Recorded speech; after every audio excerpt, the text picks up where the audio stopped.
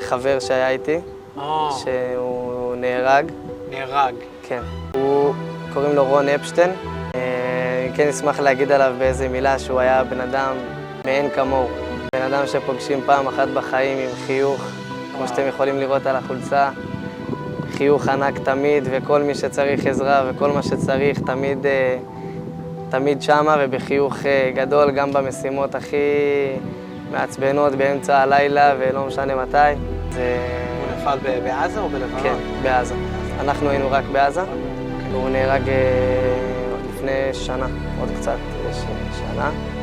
Shalom Chavarim, shalom to my friends. My name is Chaim Malespin. I'm a sergeant major in the IDF, the Israel Defense Force. I'm part of the Combat Engineering Corps unit for special missions called Yahalom. And for more than 20 years, I've been defending Israel in the north, in Lebanon, against Hezbollah, in Gaza, and all over. And I've been part of what's become a 7-front war. And through it all, I filmed a video every single day from the front lines, speaking to the world, encouraging Israel's friends, but also letting our people know that they're not alone and there's a good shepherd watching out for the sheep of the house of Israel. And we're going to get through this.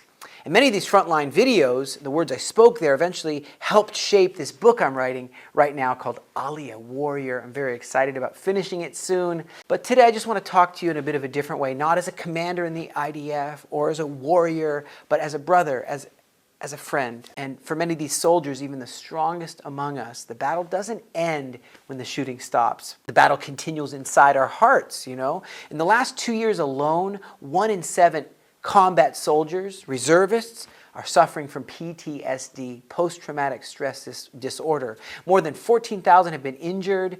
279 soldiers have taken their own lives.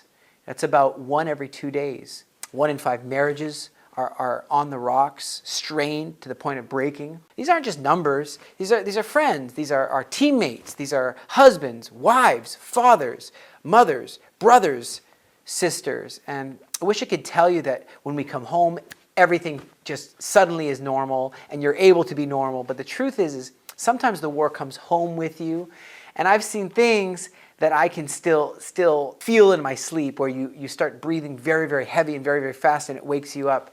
Burned ruins of homes inside Israel, in Kfar Aza, Be'eri, kibbutzes like this, the sound of explosives, bodies, faces that I remember, and praying that things won't blow up in front of you.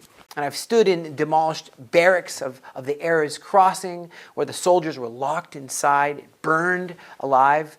And I've set on fire, and I've walked past refrigerators, you know, packed with, very near refrigerators, packed with bodies. And these are images that no one should have to carry. And I'm not alone carrying these things. And I write about some of this in my book. And I wrote a quote. I said, "You don't choose which memories stay with you. The battlefield sometimes follows you home like smoke and dust and pudra, it's called, that clings to your uniform and to your body." In the middle of all this darkness, though, there is a light at the end of the tunnel. There's been moments where I felt God so close to me, where, you know, when your life depends on it, you pray differently, right? You cry out to God in wartime on the battlefield a little bit different than you do at home or at peacetime. Another line from my book, it says, "Some prayers are not spoken, they're breathed silently between one heartbeat and the next." And those are moments, you know, and adrenaline is surging, and even when that dies down, you know, you're in a different place. In Lebanon, seconds away from almost opening fire on other IDF soldiers in the dark, in the trees. And imagine that, a wrong step, a wrong turn would have ended lives. It would have been a crossfire between our own people. These moments, the weight that soldiers have to bear. You know, in my book I say, in the silence before pulling the trigger, I heard not my own voice, but a whisper reminding me to wait. And there's moments where a friend, a Black Hawk helicopter, he almost had his gunner fire on our own people. You know, entering Gaza in the absolute insanity of it all, going into booby-trapped buildings, clearing house after house where terrorists waited in the shadows for you to make a wrong move and they would take you out. It's not something your mind lets go of easily. One of the darkest moments is when we found a maze of, this is a friend of mine, found a maze of hanging blankets in a house. And it wasn't designed as a trap, it was designed to hide the hostages and get them out minutes before other guys from the Combat Engineer Corps, our guys moved in, and the air is heavy with the grief of the moment that they were that close, but yet so far.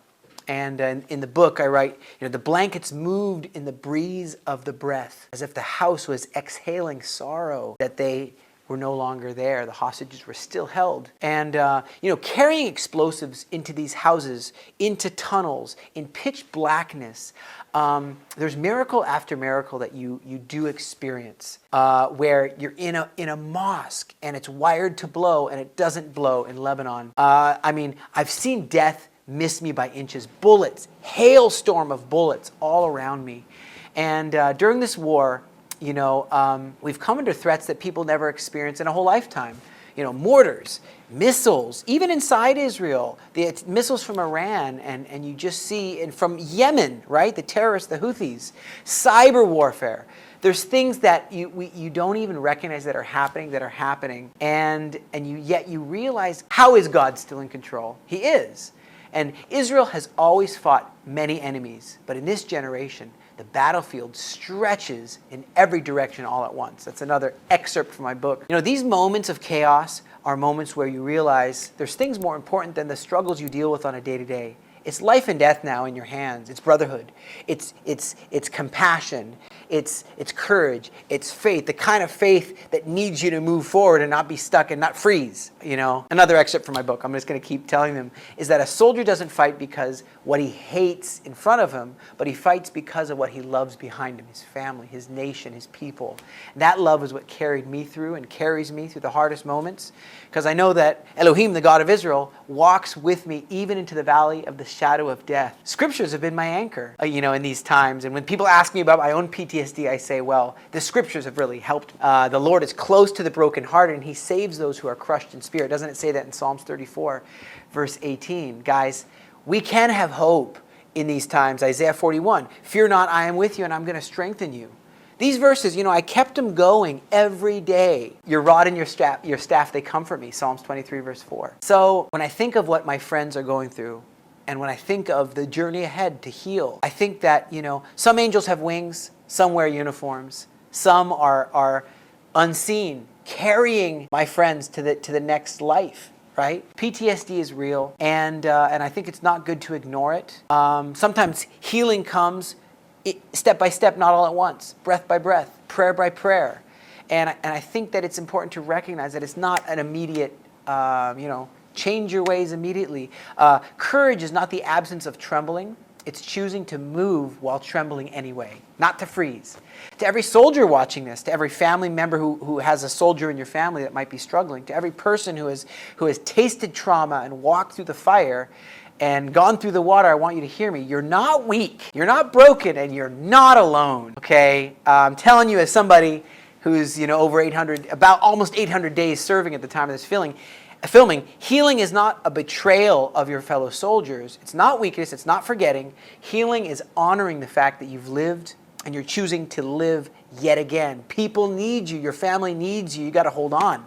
Another quote in my book is, survival is the first victory. Learning to smile again is the second victory. When's the last time you smiled? I believe that with all my heart, God heals the warriors. He heals the brokenhearted and binds up their wounds, it says in Psalms 147, verse 3. Doesn't God promise the book of Jeremiah? What's that verse? I will restore health to you. I will heal your wounds, says the Lord, the God of Israel. He's got healing, and there's a future. So I just want to talk to you guys. I want to talk directly to you and anyone listening, really. Elohim, the God of Israel, heals the mind that replay the explosions. He heals the hearts that beat so fast at night, like I told you, the breathing that gets out of control. The guilt, sorrow, the memories that are too heavy to bear alone. He gives rest to the weary and breath to the crushed in spirit. Let every warrior live once again. And friends, this is why I'm writing this book. This is why I'm doing this, is because I believe that God is going to take us to the next level together as a nation. Through this trauma, as a nation, we're going to get to the next level. And as Jewish people return from all over the world, like I made Aliyah, you come into this land and suddenly you got a broken heart. But God heals the broken hearted, right? And one more quote from my book. I've said a lot of quotes, right? But a nation is only as strong as the soul of its soldiers. Israeli soldiers have carried the weight of the nation, and now we must carry them. We got to take care of them. We got to say l'chaim, raise that glass together to life, to healing, to restoration, and to the God who never abandons his warriors. He's a good shepherd, but you know what? You're a good shepherd. If you're a warrior of Israel, you're a good shepherd. You carried that rod, you carried that staff. You left the 99 in the sheepfold and you went to the lair of the wolf. You went to the lair of the wolf and you said, I am going to bring these sheep back safe and sound, and you risked everything, your business, your very life to do that. I salute you. To all those around the world who are watching this, friends, thank you for standing for Israel in this hard time. God bless you. I'm Chaim Malespin. Can you tell me just about a story of someone who's gone through what they're like when they start, what they're like when they finish, how long of a time do they normally go through, or is it just all... Here, it's all different kind of. He himself, Tsuri, he went to high school where there was some horses. Okay, So he's really first, good. yeah, he's very good. He doesn't get a lot of chance of riding. Right now, we're going to set up for more opportunities to ride. But people come here with no knowledge at all with horses. Okay. Not only soldiers. Yesterday, I had a girl soldier that she had no knowledge at all, and she's like riding after 2 years. She came regarding therapy-wise, and on the way, she learned how to ride, and she rides like something else. So it doesn't, you don't have to come with experience, and you don't have to ride in order to grow yourself. The horses, they make you grow. Is that the right word to say? They make you bigger? Yeah, they advance you, they develop your They soul, your they spirit, develop- your resilience, Yes. your worldview in many ways, that it's not all the sky is falling or the missiles are falling or the bombs are falling, but it's, hey, take a breath and feel the wind in your hair, and that's amazing. So I'm here with a hero of Israel. I know he won't like me to call him that, but a hero of Israel. He's been through very traumatic times, and of course wonderful horse Shelby, and together they're on a journey. אני אגיד בעברית, תספר קצת על עצמך, מה חיווית בצבא, וקצת מהסיפור שלך. אוקיי, אני אספר קצת על עצמי. אני הייתי בגבעתי. בעצם כל המלחמה בתכלס. גם הייתי מפקד למחלקה במשך שנה, ועוד שנה בעצם קשר סמך מ"פ. זה אומר שאני הולך איתו לכל מקום ואני צמוד אליו.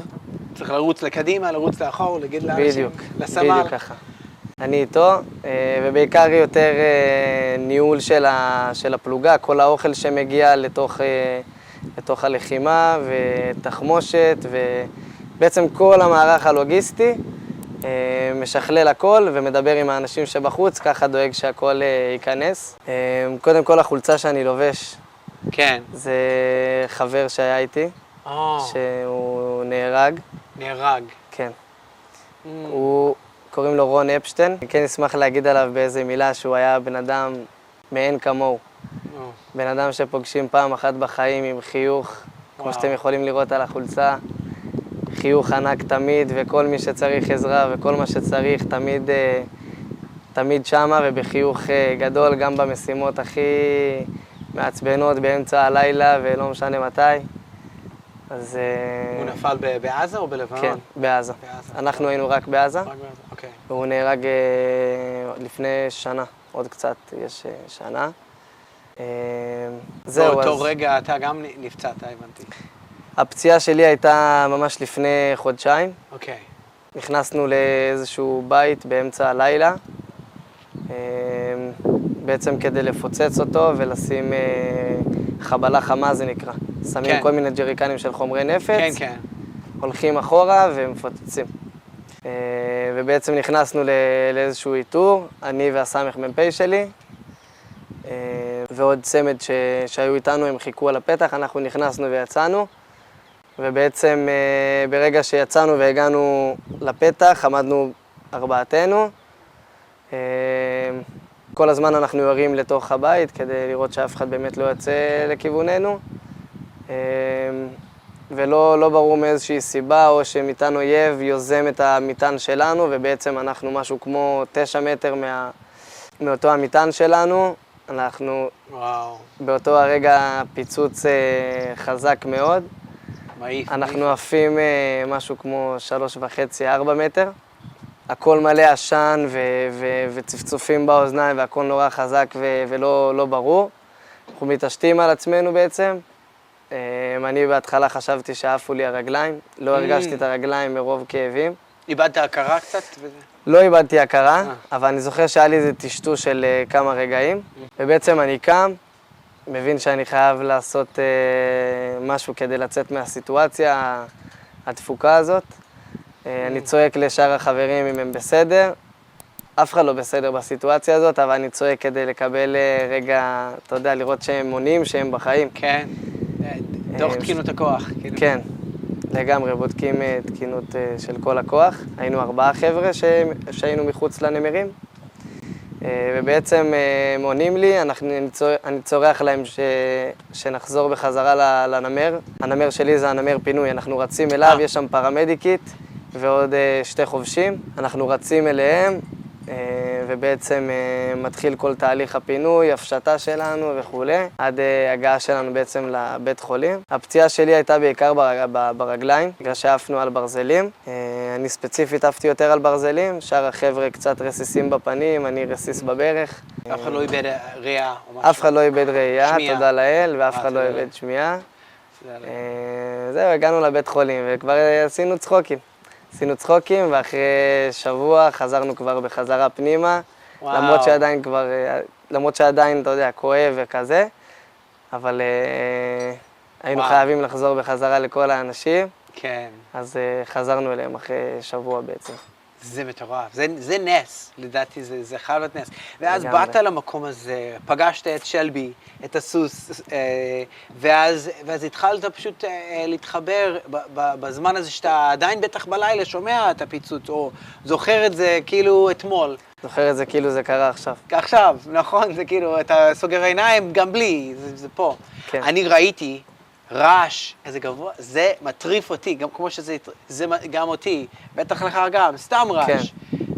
כאילו, זה לא... צריך להבין מה קורה, לראות שכולם בסדר. תפסיק, כן, זה טראומטי. כן. אז הצלחת להבין שאתה חווה טראומה, והגעת... לגמרי. אני אחלק את זה לשתיים, אני חושב שהחזרה שלי בחזרה ללחימה, אחרי שבוע, זה היה חלק מאוד משמעותי בשבילי. בעצם לעשות את החזרה הזאת. שאני שמח שעשיתי את זה, ולשאלה שלך, תראה, אני מכיר את איציק כבר כמה וכמה שנים. אין אנשים כאלה. וכל מה שאני צריך, גם כשנפצעתי, הוא הגיע אליי עד הבית, וישבנו, שתינו קפה. תראה, אני יכול להגיד לך שמה שעושה לי בחיה הזאת, כן, זה מה שעושה לי בחיה הזאת, זה בעיקר מבסט אותי. זה בעיקר גורם לי, כשאני רואה שיש לי השפעה כל כך מיידית ותגובה מיידית לכל פעולה שאני עושה, גם אם אני מושך קצת יותר, גם אם אני מושך קצת פחות, ורגל וקדימה ולשען אחורה, או כל תנועה שאני עושה, אפילו המיינד שלי, אפילו המחשבות שלי בדרך כלל, כשאני אבוא יותר מתוח ויותר דרוך, הסוס יגיב בהתאם. ודווקא כשהוא יתנהג בצורה יותר חדה וכו', ואני דווקא אהיה יותר רגוע, אז אני יכול לאזן את הסיטואציה. בעצם אנחנו כאילו שמים מראה אחד לשני. כשהוא קצת מפחד, אני אומר לו הכל בסדר. כשהוא אומר לי הכל בסדר, סמוך עליי. ואתה מרגיש שזה דבר שאתה תמשיך לעשות כמה זמן, ואולי כאילו כדרך חיים, כאילו חלק ממך. תראה, הסוסים באופן כללי לימדו אותי הרבה על עצמי. אני גם כותב שירים ומנגן, והרבה מהלהכיר את עצמי קרה דרך החיה הזאת. כשהיא כביכול כולה הגיבה, בסך הכל הגיבה לתנועה שעשיתי, או לקול שעשיתי, או לצליל, אבל אני למדתי מזה שלא עוזר לי להתעצבן, לא עוזר לי להיות חסר סבלנות, לא עוזר לי לדבר איתה בשפה שהיא לא מבינה, אני צריך להתאים את עצמי. אז ככה הכרתי את עצמי יותר ויותר, וכל השפה שלי היא הפכה להיות בצורה יותר אינטליגנטית, ברמה גבוהה יותר. כן, זה מצחיק להגיד, אנחנו לא חיות, אבל בסופו של דבר אנחנו כולנו נבראנו על ידי אלוהים, ואנחנו צריכים לדעת איך להתמודד עם היקום הזה, נכון. ועם אחד עם השני, וזה בדיוק, מי היה מאמין שסוס ילמד אותנו משהו? אבל כנראה שכן. אני מבסוט שסיפרת ושאיכשהו אנחנו חלק מהסיפור שלך, ואנחנו מאוד רוצים לעזור בעולם. כל מי ששומע רוצה לעזור לך, רוצה שבאמת כל ישראל יעבור את השלב הזה ונהיה יותר חזקים. אמן. ונגיע לגאולה הגדולה שצריכים כולנו להגיע אליו. תודה לך. ושמור לעצמך.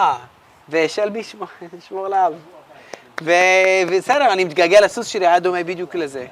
וואלה. בדיוק לזה, אז בסדר גמור, בהצלחה, ואנחנו נעקוב אחרי תהליך השיקום שלך. ועוד חיילים, שפה מתחברים בטח אחד משני גם. זה חשוב, כמה שיותר להפיץ. אני עם ידע קצת מלפני הצבא, אז ידעתי אוטומטית שאני חוזר לכלי הזה, שעושה לי כל כך טוב. לתנועה הזאת. מהבית ספר. כן, עוד מהבית ספר. יפה. אבל זה חשוב להגיד שגם אנשים שאין להם איזשהו ידע מסוים, לא משנה באיזה רמה, אם יש או אין, יש מענה מותאם. זאת אומרת, יש פה התאמה, זה לא ישר זורקים אותך למים ואתה תעשה כל מיני... ספר. כן, עוד מהבית ספר. יפה. אבל זה חשוב להגיד שגם אנשים שאין להם איזשהו ידע מסוים, לא משנה באיזה רמה, אם יש או אין, יש מענה מותאם. זאת אומרת, יש פה התאמה, זה לא ישר זורקים אותך למים ואתה תעשה כל מיני דברים מטורפים. לאט לאט וצעד צעד זה הכלי הכי מטורף שיכול. ובטוח. תודה רבה. בהצלחה. תודה רבה. לך ולכל עם ישראל. להתראות. ביי ביי. תודה. תודה רבה.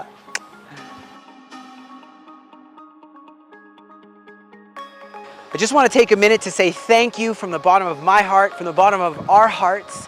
This is the time of year when charities raise almost all their budget for the next year. And without your generosity, all of the impact on all of the lives here in Israel would be impossible. The IRS needs their tax payment, but we are a 501c3 registered charity in the United States, and we do provide that tax-exempt receipt. Friends, from Israel, toda rabah. Thank you so very much. I just want to take a minute to say thank you from the bottom of my heart, from the bottom of our hearts. This is the time of year when charities raise almost all their budget for the next year. And without your generosity, all of the impact on all of the lives here in Israel would be impossible. The IRS needs their tax payment, but we are a 501c3 registered charity in the United States, and we do provide that tax-exempt receipt. Friends, from Israel, toda rabah. Thank you so very much.